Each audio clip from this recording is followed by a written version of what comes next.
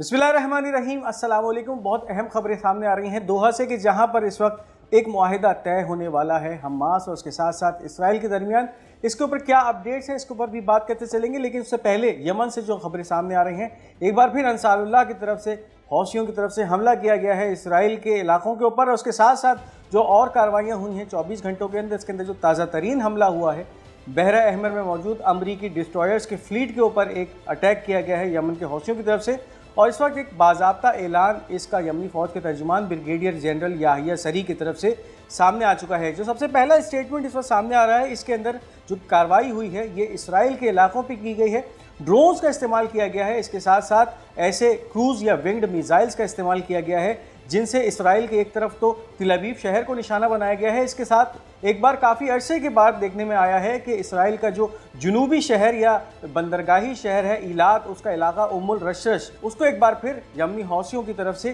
Target किया गया है। अब इस वक्त जो सबसे पहली अपडेट सामने आ रही है, the air force carried out a qualitative military operation targeting targets belonging to the Israeli enemy in the occupied Jaffa area using a number of drones. The missile force of the Yemeni armed forces, with the help of Almighty Allah, carried out a military operation targeting the power station belonging to the Israeli enemy in the Rashsh area in the southern occupied Palestine with a winged missile. अब ये जो 24 घंटों में 3 कार्रवाइयाँ हुई हैं, उनमें से ये 2 कार्रवाइयों का इजहार इस बयान के अंदर किया जा रहा है यमनी फ़ौज के तर्जुमान की तरफ से, जिसमें एक तरफ तो इसराइल के दारुल हुकूमत तिल अवीव या याफा के नज़दीक इसराइली मिलिट्री की एक तंसीब को टारगेट किया गया है और इसके अंदर ड्रोन्स का इस्तेमाल किया गया है। यानी फिर एक तादाद थी ड्रोन्स की जो कि यमन से दागी गई और फिर ये drone Israeli air defence system को अबूर करते हुए वहाँ तक पहुँचे हैं और अपने अहदाफ को निशाना बनाने में कामयाब हुए हैं। अब इसके बाद जो दूसरी कार्रवाई की गई है, एक काफ़ी अरसे के बाद देखने में आया है कि यमन की तरफ से इसराइल का जो जुनूबी शहर है ईलात, उसका इलाका उम्मुल रशश, उसको टारगेट किया है और वहाँ पर इसराइल के पावर स्टेशन को उस तबाह किया गया है उस इलाके के। और इस कार्रवाई के अंदर यमनियों की तरफ से दावा किया जा रहा है कि इसके अंदर एक ऐसा क्रूज़ या विंग मिसाइल इस्तेमाल किया गया जो कि तकरीबन 1200 किलोमीटर का सफ़र करके यमन से उड़ा है और यहाँ आके इसने जो है इस पावर स्टेशन को या पावर हाउस को तबाह किया है और उसको नुकसान पहुँचाया है। तो ये कार्रवाइयाँ हैं जो कि पिछले 12 घंटे के अंदर सामने आई हैं। उस वक्त जो ताज़ा तरीन कार्रवाई हुई है इसका अहवाल भी यमनी हौसियों के तर्जुमान ब्रिगेडियर जनरल याहिया सरी की तरफ से किया जा रहा है। इस वीडियो को आगे बढ़ाने से पहले उन तमाम नाज़रीन के लिए जिन्होंने अब तक हमारा ये चैनल पाक गोल्ड मीडिया सब्सक्राइब नहीं किया, इस चैनल को सब्सक्राइब कीजिए ताकि कोई भी अहम वीडियो और अपडेट आप मिस ना कर सकें। अब इसके बाद बात करते चले उस तीसरी कार्रवाई के ऊपर कि जो यमनी हौसियों की तरफ से दावा किया जा रहा है कि पिछले 24 घंटों में ये तीसरी कार्रवाई है बहरा अहमर में की गई है और इनका निशाना एक बार फिर अमेरिका का जो एयरक्राफ्ट कैरियर ग्रुप है हैरी एस ट्रूमैन वो बना है। The missile force and the drone air force of the Yemeni arm forces with the help of almighty Allah carried out a joint military operation targeting the American aircraft carrier USS Harry S. Truman and a number of its warships in the northern Red Sea with a number of winged missiles and drones during their attempt to carry out operations to target Yemen. This targeting of the carrier is the 6th since its arrival in the Red Sea. अब जो Yemen की फ़ौज के जो 2 इदारे हैं, एक तरफ तो मिसाइल फोर्स और उसके साथ साथ जो यमन की एयरफोर्स है या UAV फोर्स कहलाती है, उनकी तरफ से एक मुश्तरका कार्रवाई की गई है और ये कार्रवाई शुमाली बहरा अहमर में यानी नॉर्दर्न रेड सी में की गई है, जिसके अंदर एक बार फिर अमरीकी aircraft carrier USS Harry S Trueman को टारगेट किया गया है। और ये हमला उस वक्त किया गया कि जब इस अमरीकी तैयारा बरदार जहाज़ USS हैरी एस ट्रूमैन की तरफ से यमन पे एक जारहियत का सिलसिला शुरू होने वाला था। यानी फिर इस तैयारा बरदार जहाज़ से ऐसे जहाज़ उड़ते जो कि यमन पे आके बमबारी करते, यमन पे एक जारहियत का बाजार गर्म करते और इसके साथ साथ जो इसके डिस्ट्रॉयर्स या इसके साथ जो वॉरशिप्स चलते हैं जिनका काम एक तरफ तो इस स्ट्राइक ग्रुप की हिफाजत करना होता है, उनको भी टारगेट किया गया है। और इनका मकसद ये था कि उनकी तरफ से अगर फिर कोई मिसाइल्स यमन के ऊपर लॉन्च किए जाते हैं तो उसको रोका जाए।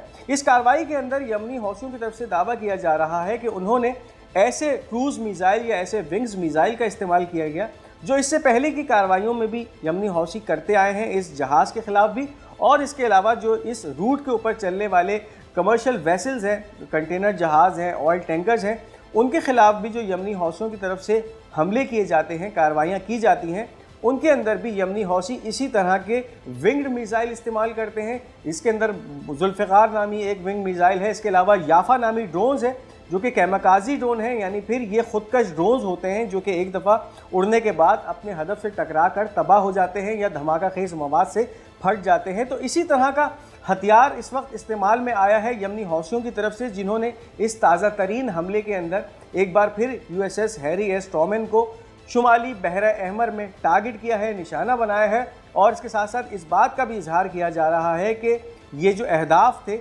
ये यमन हासिल करने में कामयाब रहा है। यानी फिर यमनी हौसियों के मुताबिक ये एक कामयाब कार्रवाई और एक कामयाब हमला था जिसका अहदाफ जो है यमनी हौसियों की तरफ से हासिल कर लिए गए हैं। और अगर बात की जाए जब से ये जहाज़ बहरा अहमर में दाखिल हुआ है, यानी फिर 15 दिसंबर के बाद से जब ये जहाज़ ने बहरा अहमर में अपनी एंट्री की थी अपने इस स्ट्राइक ग्रुप के साथ, जिसके अंदर इसके बहुत सारे डिस्ट्रॉयर्स भी शामिल थे, इसके साथ साथ इसके जो है वॉरशिप्स इसके साथ चलते थे, उनके ऊपर जो हमले किए गए हैं उसकी तादाद अब 6 पहुंच चुकी है। यानी फिर 15 दिसंबर से लेकर आज 15 जनवरी यानी एक महीने के अंदर अंदर ये छठा हमला है जो कि यमनी हौसियों की तरफ से इस aircraft carrier USS Harry S Trueman के ऊपर किया गया है। तो अब आप अंदाज़ा लगा सकते हैं कि अब ये कार्रवाइयाँ जो हैं ये रोज़ाना की बुनियाद पे होती जा रही हैं और इनका जो दायरा कार है वो भी बढ़ता जा रहा है। रोज़ाना की बुनियाद पे इसराइल के शहरों को टारगेट किया जा रहा है, इसके साथ साथ पावर प्लांट्स को, उनके मिलिट्री इंफ्रास्ट्रक्चर को टारगेट किया जा रहा है। इसके साथ साथ जो अब सेटलमेंट्स के ऊपर जो है बमबारी का सिलसिला है वो भी शुरू हुआ है। यानी फिर अब जो एक नया फेज सामने आ रहा है, इसराइल के अंदर जो मकबूजा आबादियां हैं जहां पर इसराइली आबादकार मौजूद हैं उनके ऊपर भी अब हमले करने का सिलसिला यमनी हौसियों की तरफ से। तो इस वक्त यमनी इस जंग के अंदर अपनी बेहतरीन कुव्वत का मुजाहरा कर रहे हैं और इस वक्त इनकी कार्रवाइयाँ जो हैं रोज़ बरोज़ शिद्दत इख्तियार करती जा रही हैं। अब इसके साथ चलते हैं इस खबर की तरफ जो कि इस वक्त पूरी दुनिया के मीडिया की अटेंशन अपनी तरफ मबजूल करा चुकी है, और ख़बर है हमास और उसके साथ साथ इसराइल के दरमियान होने वाले मुआहिदे की या डील की या एक एग्रीमेंट की। इस वक्त कुछ खबरें ये भी आ रही हैं कि दोहा के अंदर एक स्टेज सज चुका है जहां से अब किसी भी लम्हे या किसी भी आने वाले वक्त के अंदर एक एग्रीमेंट की जो खबर है उसको एक बाज़ाब्ता ऐलान को नशर कर दिया जाएगा और फिर हम अपने आने वाले व्लॉग के अंदर आपको उसकी मुकम्मल तफसीलात से आगाह करेंगे। लेकिन इस वक्त जो इस फ़लस्तीन के एक सहाफ़ी हैं हुस्साम शबात, उनकी तरफ से एक जो ट्वीट की गई है वो आपके सामने रखते चले। All issues have been resolved including the maps that were a point of contention and the final paper is now being prepared after agreement on it, official announcement by Egyptians and Qataris. अब इस वक्त जो ये सहाफ़ी हैं फ़लस्तीन के, जो इस वक्त फ़लस्तीन के अंदर मौजूद होते हुए और गज़ा के अंदर मौजूद रहते हुए इन तमाम हालात का एक तो जायज़ा ले रहे हैं, उसकी अक्कासी दुनिया के सामने पेश कर रहे हैं। और इस वक्त जो जर्नलिस्ट का काम है गज़ा के अंदर वो बहुत मुश्किल होता जा चुका है, क्योंकि इस वक्त गज़ा के अंदर तमाम इंटरनेशनल जर्नलिस्ट का दाखिला ममनू है, उनको जो है वहाँ रिपोर्टिंग करने नहीं दी जा रही। और फिर इस वक्त जो फ़लस्तीनी अपनी जान जोखम में डालकर वहाँ रिपोर्टिंग कर रहे हैं उनको भी शहीद करने का सिलसिला जारी है। इस वक्त तकरीबन 240 के करीब जर्नलिस्ट अपनी जानें गंवा चुके हैं। वहाँ से अब ये रिपोर्ट कर रहे हैं फ़लस्तीन से कि इस वक्त कैफियत ये है कि तमाम जो मामलात थे हमास और इसराइल के दरमियान वो रिजॉल्व हो चुके हैं और इस वक्त कैफियत ये है कि अब एक हतमी मुसव्वदा तैयारी के मराहिल में है। और इसके साथ साथ ये भी इंदिया दे दिया गया था हुस्साम शबात की तरफ से कि कतरी या मिस्रियों की तरफ से इसका बाज़ाब्ता ऐलान किया जाएगा। तो हमने आपको जैसे पहले बताया कि इस वक्त दोहा के अंदर किसी भी लम्हे यानी आने वाले